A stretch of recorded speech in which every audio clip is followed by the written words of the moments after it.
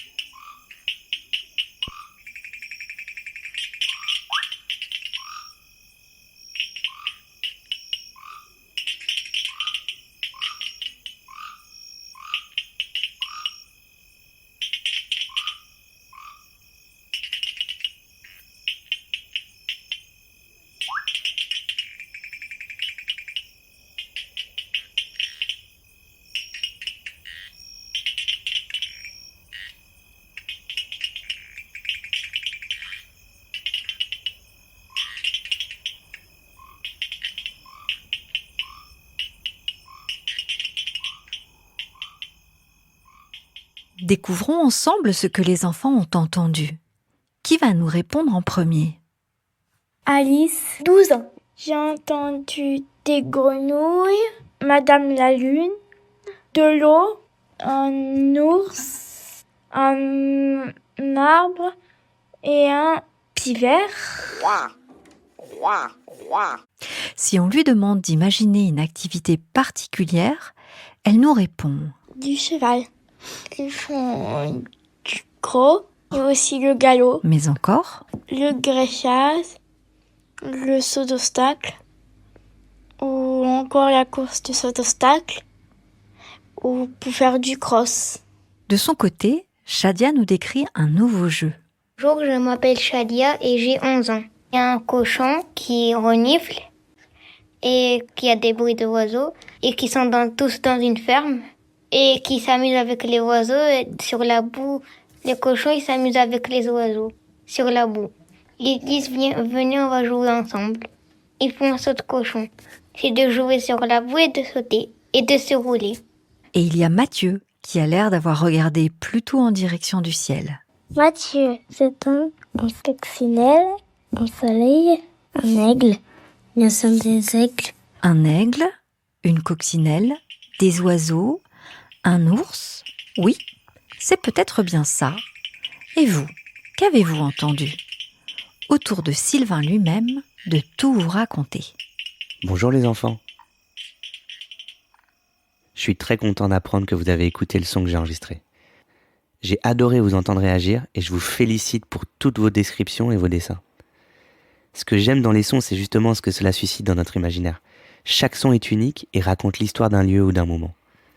Mon travail, c'est de capturer tous ces petits sons pour que tout le monde puisse les entendre, même s'ils sont loin dans la nature.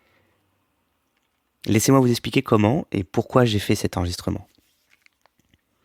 Le son que vous venez d'entendre a été enregistré en Afrique du Sud, près du lac Sainte Lucia, situé à Ukumbi Ululuwe. Alors je sais pas si je le prononce très bien, mais c'est le nom du lieu.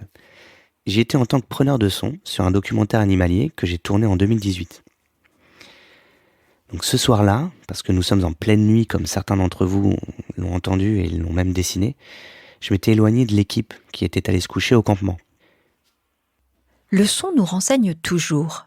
Il suffit de repérer quelques indices temporels ou encore de chercher dans notre tête si on a déjà entendu un petit détail. Vous savez, ce petit chose qui nous fait penser à... Et ça donne des scènes entières qui peuvent être imaginées. Nasser fait preuve de beaucoup de précision. C'est Nasser.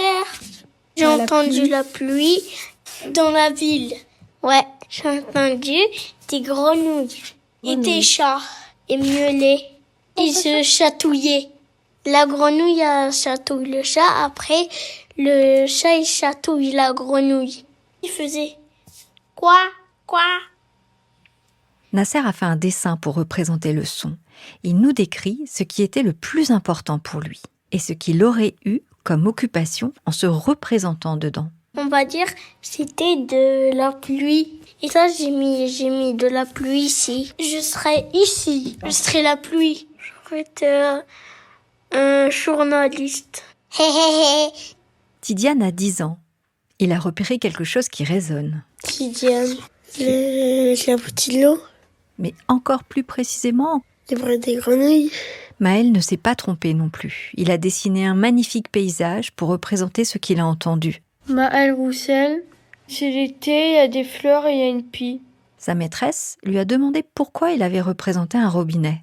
De l'eau coule de la mare de la grenouille, parce que ça coule, il faut oublier les détails, ça coule de la mare de la grenouille. Et où serait-il s'il était dans la Seine ? Cela semble très clair. À la place de la grenouille. Il y avait ce bruit incessant des grenouilles que j'entendais au loin, et ça m'obsédait. Je pouvais pas rater cette occasion d'aller les enregistrer. Quand je pars enregistrer un son, je commence par réfléchir où je vais me placer. Je vais essayer de trouver un endroit calme, loin des bruits qui pourraient être produits par des humains ou même des routes, par exemple. Donc j'essaie de trouver l'endroit idéal pour pouvoir enregistrer dans les meilleures conditions possibles. Alors je me suis approché et une fois que j'étais suffisamment proche pour mes micros et pour rester bien caché, j'ai monté un affût pour ne pas perturber ni faire fuir les animaux potentiellement autour. Donc un affût, c'est une toile, en fait, comme un peu pour les tentes de camping, qui permettent de se cacher dans la nature. Elles sont fabriquées avec les couleurs de la nature, on appelle ça en camouflage. Donc c'est très pratique quand on doit capturer des images ou des sons, et qu'on ne veut pas être repéré par les animaux, car sinon, ils nous verraient plus facilement et ils fuiraient.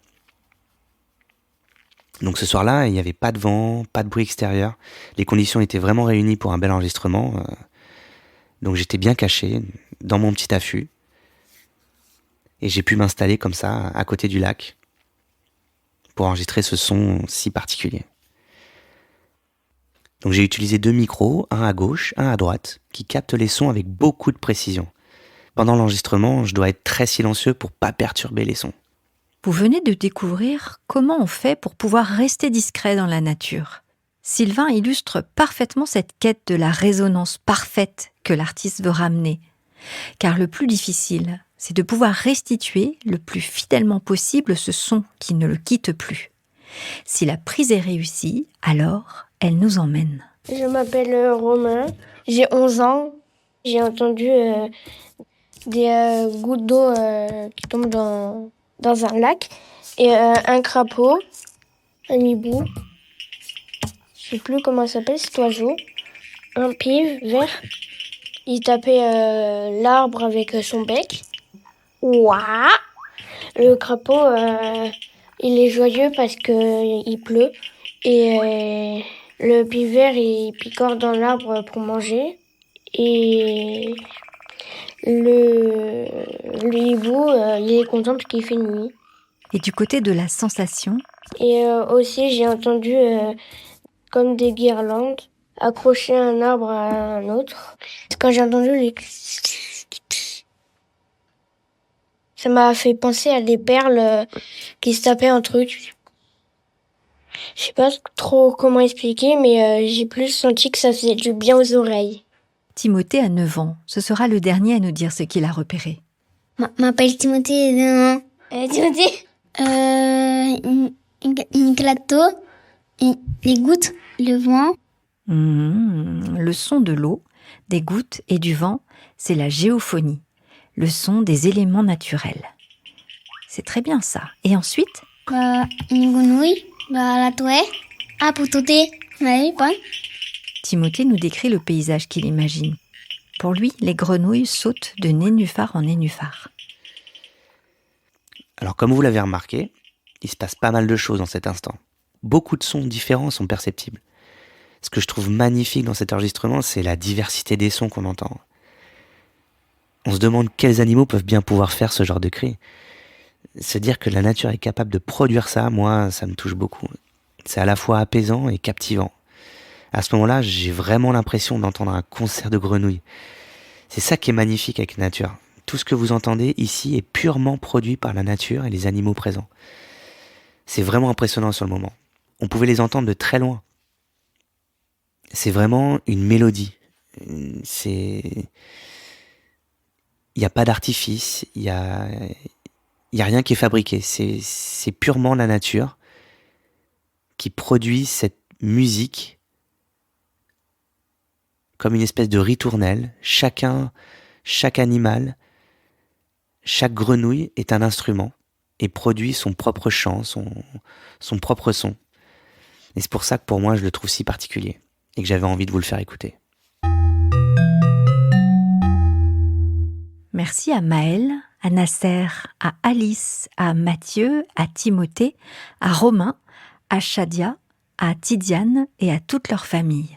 Un merci spécial à Caroline de Mangel qui m'a aidée pour cet épisode en proposant d'adapter On est où là en véritable projet de médiation pour les élèves de sa classe à Castelnaudary qui vont à l'école dans le cadre d'un dispositif Ulysse. Avec Sylvain Tessier, nous avons été émus de recevoir les dessins inspirés par ce son et d'apprendre que ce projet n'a pu être possible qu'aménagé en plusieurs petites étapes. Un grand merci pour cet engagement. Si vous aimez ce podcast, vous allez pouvoir en parler et le partager. J'ai bien l'intention de fabriquer d'autres épisodes avec vous. Si vous vous demandez comment faire, rien de plus simple, écrivez-moi un petit mot. On est où là est un podcast produit par Narasson.